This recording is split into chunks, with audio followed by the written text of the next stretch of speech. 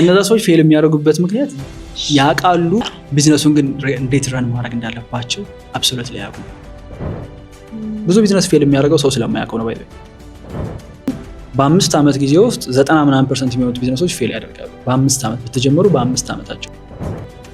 ምክንያቱም ቢዝነስ ስትሰሪው ብቻ የምትማሉ ነገር ነው እንጂ ኢን ፕሪንሲፕል አይተሽው መሬት። በተለይ ደግሞ የኢትዮጵያ የቢዝነስ ኢኮሲስተም መጽሐፍም ውስጥ የለም።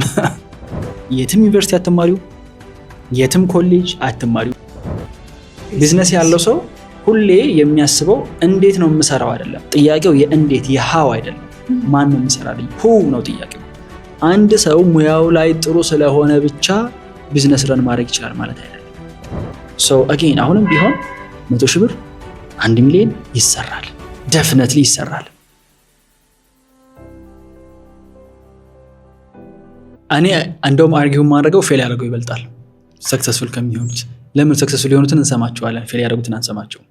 that's why እንጂ in business እኮ ፌለር ሬቱ በ5 ዓመት ጊዜ ውስጥ 90% የሚሆኑት ቢዝነሶች ፌል ያደርጋሉ። በ5 ዓመት በተጀመሩ በ5 ዓመታቸው። ኢማጂን 5 ዓመት ሰስቴን የሚያደርገው 5% of the business ብቻ ነው። በጣም ትንሽ ቁጥር ነው ይሄ። ምንድነው ልዩነቱ ስትይ፣ አንድ ሰው ሙያው ላይ ጥሩ ስለሆነ ብቻ ቢዝነስ ረን ማድረግ ይችላል ማለት አይደለም። it's completely ሌላ የሆነ ሙያ። I believe ለምሳሌ ጥርስ ሐኪም ከሆነ ጥርስ መስራት ከሚችለው ሰውዬ ይልቅ ማኔጅመንት የሚችለው ሰውዬ የተሻለ ቢዝነስ ኦነር፣ የተሻለ ጥርስ ቤት ሊከፍት ይችላል። ምክንያቱም it's much easier ሪሶርሱ ካለሽ ያንን ባለሙያ መጥቶ ማሰራት። ቢዝነስ ያለው ሰው ሁሌ የሚያስበው እንዴት ነው የምሰራው አይደለም ጥያቄው፣ የእንዴት የሃው አይደለም። ማን ነው የሚሰራልኝ? ሁ ነው ጥያቄው። የሆነ ጋፕ ተፈጠረ። ራይት ኦኬ፣ የጥርስ ህክምና ከፍታለሁ። ምንድነው የምትሰራው? ጥርስ አክማለሁ። ኦኬ፣ ማን ነው የሚያክም? እንዴት ነው የምታክመው? ጥርስ ሳይሆን ጥያቄው ማን ነው የሚያክምልህ? ጥርሱን ለማከም እገሌ ያለልኝ፣ ለማጽዳት እገሌ ያለልኝ፣ ህንፃውን እገሌ ያከራየኛል፣ ብድር እገሌ ይሰጠኛል። እነዚህ ነገሮች ሲይዛቸው ናው ያበ ቢዝነስ። የኔ ስራ የሚሆነው እነዚህ ሪሶርሶች አንድ ላይ ማምጣትና በስነ ስርዓት ማኔጅ ማድረግ መቻል ነው። ይሄ ደግሞ ሰው ካልሰራው የማይማረው ነገር ነው። የትም ዩኒቨርሲቲ አትማሪው፣ የትም ኮሌጅ አትማሪው። መስራት አክቹዋል ስራው መስራት ያስፈልጋል። ለዛ ነው ሰክሰስፉል የሆኑ ሰዎች ሞር ሰክሰስፉል እየሆኑ ያልሆኑ ሰዎች ደግሞ ሞር እያልሆኑ አይገስ የሚሄዱበት ምክንያት ይሄ ነው። ምክንያቱም ቢዝነስ ስትሰሪው ብቻ የምትማሪው ነገር ነው እንጂ ኢን ፕሪንሲፕል አይተሽው መሬት። በተለይ ደግሞ የኢትዮጵያ የቢዝነስ ኢኮሲስተም መጽሐፍም ውስጥ የለም። መስራት ያስፈልጋል ግዴታ። እነዛ ሰዎች ፌል የሚያደርጉበት ምክንያት ያውቃሉ ጥርስ እንዴት መጠገን እንዳለባቸው። መጠገን አይባልም መሰለኝ፣ ጥርስ እንዴት መስራት እንዳለባቸው ያውቃሉ። ቢዝነሱን ግን እንዴት ረን ማድረግ እንዳለባቸው አብሶሉትሊ አያውቁም።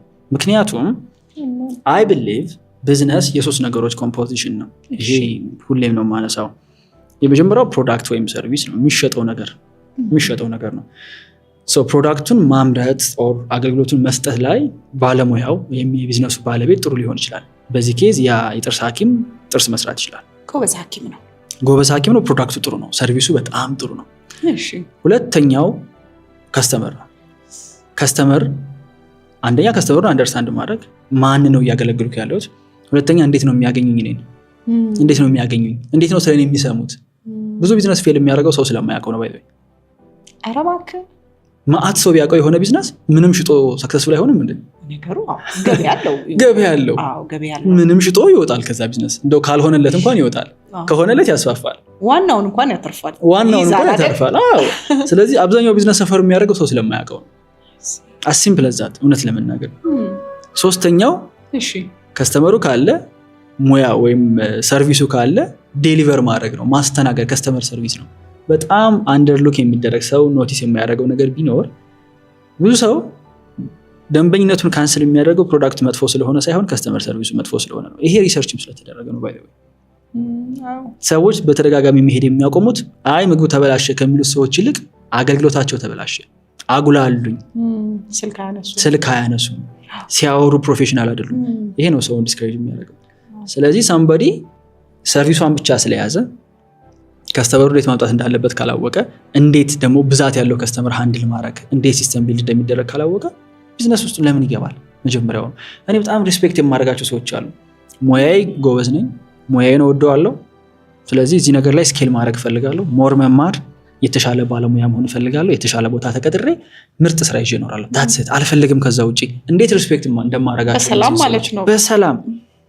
በሰላም ምክንያቱም ብዙ ኦርጋናይዜሽኖችን እስኪ ተመልከች። ለምሳሌ የሚገርም ነው።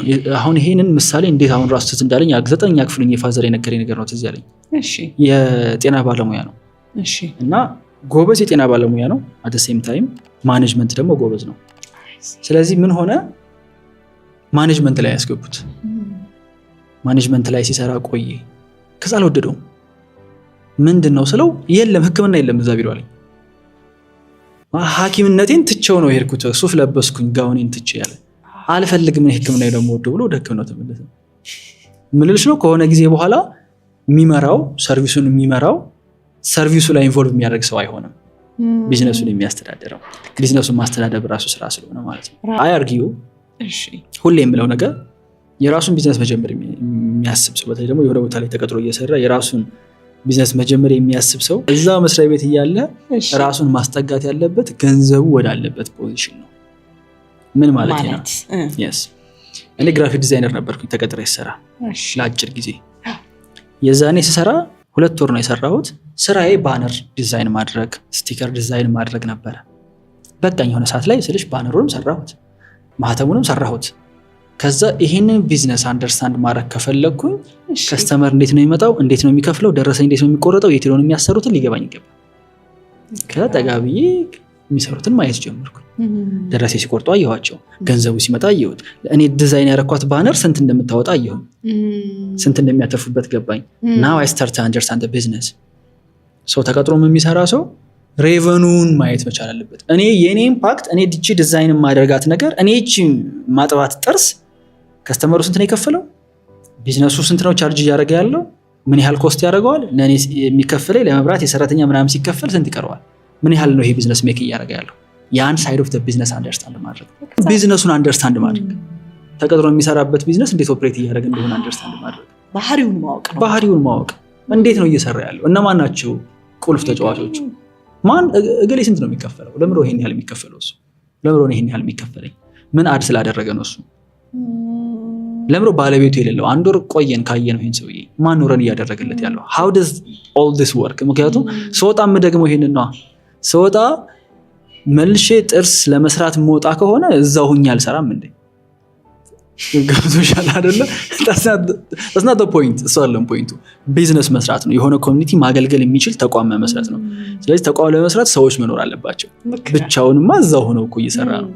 ስለዚህ ሰዎች እንዲመጡ እነዛን ሰዎች እዛው መስሪያ ቤት ነው ሊፈልጋቸው ይገባል፣ ሊያያቸው ይገባል እንጂ በጣም ብዙ ከስተመር እዚህ ቤት ውስጥ የሚመጣ ይወዱኛል፣ ብዙ ፔሸንት፣ ብዙ ታካሚ በማለት ብቻ በሞቅታ የራሳችንን ነገር እንደውም ብቻውን ሲወጣ ሊጠሉት ይችላሉ። ምክንያቱም ለምን መሰለሽ ለምን ይጠሉታል መሰለሽ?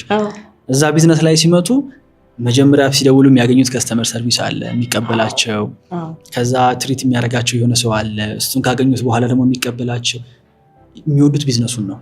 ላያውቁት ይችላሉ። ሰውየው ተነጥሎ ብቻውን የሆነ ቦታ ላይ ቢሰራ ነው ጥሩ ባለሙያ ነህ አይነው፣ ግን ቤቱም እኮ አይመጥንም ይሉት ይችላሉ። ያን እውቀት ካልፈለጉት፣ ያንን ባትል ካልፈለጉት አርፎ መቀመጥ ነው። 100,000 ብር ለማግኘት ብሎ በጣም ብዙ ገንዘብ የተበላ እጅግ በጣም ብዙ ሰው አለ። 100,000 ብር አይደለም በጣም ጥቂት ገንዘብ ትሰራለህ ተብሎ እንደ አይነት ሪተርን ታገኛለህ ተብሎ የተበላው እግዚአብሔር ይቁጠረው በጣም ብዙ ነውና ይሄ ምንድነው ስትይ በጣም ቤዚክ የሆነ እኔ ግራ ነው የሚገባኝ። I swear to God ነው የምልሽ፣ እኔ ሰዎች እንዴት እንደሚያስቡ ግራ ነው የሚገባኝ። ማለት how in the world አንተ ቤትህ መኝታ ቤት ቁጭ ብለህ የሆነ ቪዲዮ ስላየህ ብቻ how in the world የሆነ ሰው ሊከፍል ይችላል? ማለት አስበዋል እንዴት ዳም እንደሆነ እሱ ነገር። ኢማጂን አንተ ከፋይ ሆነ አስበው። የሆነ ሰዎች ቁጭ ብለው ስላዩ ገንዘብ ትከፍላለህ ብትባል ትከፍላለህ? አትከፍልም። የሆነ ሰውዬ ብርህን ስጠኝና እኔ ሰርቼበት አታቀኝም፣ ግን ሰርቼበት እሰጥሃለሁ።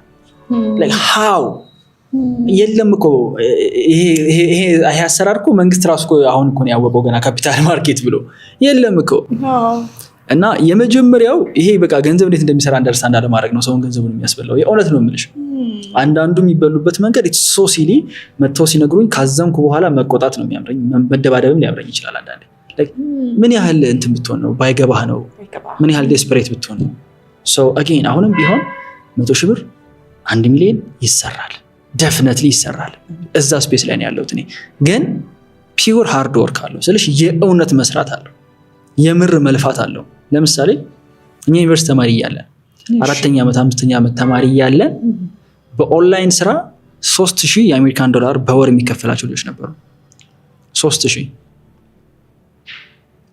መቼው ይሄንን በጊዜው 100 ቢሆን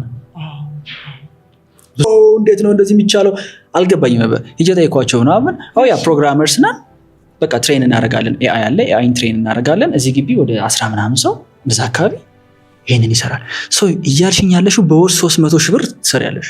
አዎ በቃ ምንድነው የት ነው ልጆች የሚውሉት? ቀኑ ሙሉ ፒሲያቸው ላይ ቁጭ ብለው አሪፍ ሆቴል፣ አሪፍ ቦታ። በእኛ እድሜ 24 25 በጊዜው 25 ራሱ አይሞላም 4ኛ ዓመት እያለን 23 24 እዛ እድሜ ላይ ነበር ይሰራ የነበረው። ከዛ በታችም ያሉ ልጆች ይሰሩታል። ለምን? የሆነ እውቀት አላቸው። ውጪ ሀገር እጅግ በጣም ቫልዩብል የሆነ ኖሌጅ which is ፕሮግራሚንግ ኮዲንግ ይችላሉ። ቀኑን ሙሉ ግን ኮርስ ያደርጉ ነው የሚሉት። ሃርድ ወርክ አለው፣ ፒውር ሃርድ ወርክ አለው። ነገሩ ኦንላይን ሆኗል ማለት ቀላል ነው ማለት አይደለም። that's the problem። እስኪ አሁን ሰው እስኪ የሆነች ኦንላይን ስራ ሪከመንድ እንዳርገኝ ምናምን ሲቀለል ያለች ስራ ማለቱ ነው። ኖ ብራዘር፣ እኔ አሁን ኦንላይን ስራ ነው የምሰራው ማጆሪቲ። ግን ተቀጥሮ ከሚሰራው ሰው በላይ ፈርድሜ ነው የምበላው በየቀኑ። እጅግ በጣም ከባድ ነው። ረጅም ሰዓት ነው የምቀመጠው። እኔ ስፖርት ባልሰራ ኖሮ እኮ ፎርሜ ተበላሽቶ ነበር። በቀን በትንሹ 8 9 10 ሰዓት እቀመጣለሁ። እቺ ሰልላል ስታስቢ ቢሮ ተቀምጠን ነው ወደ ቤት ስንሄድ መኪና ውስጥ ተቀምጠን ኤቭሪዌር እኮ መቀመጥ ነው እኛ ስራ። ልክ ነው። ስለዚህ ሃርድ ወርክ አለው። ያችን ሃርድ ወርክ ካመኑበት እና የምር ቅድም እንዳለው ጠቃሚ ነኝ ለማርኬቱ ፕሮቫይድ የማደርገው የምሸጠው የሆነ ነገር ስላለኝ ነው ካለ የሆነ ሰው ናው ማውራት እንችላለን። እንዴት ነው ወደ ገንዘብነት የምትቀይረው? ያ እስካልተመለሰ ድረስ ግን ሞኝነት ነው። መውጫ መንገድ መፈለጊያ ነው እንጂ የእውነት እንደ ስራ አስቦት አይደለም።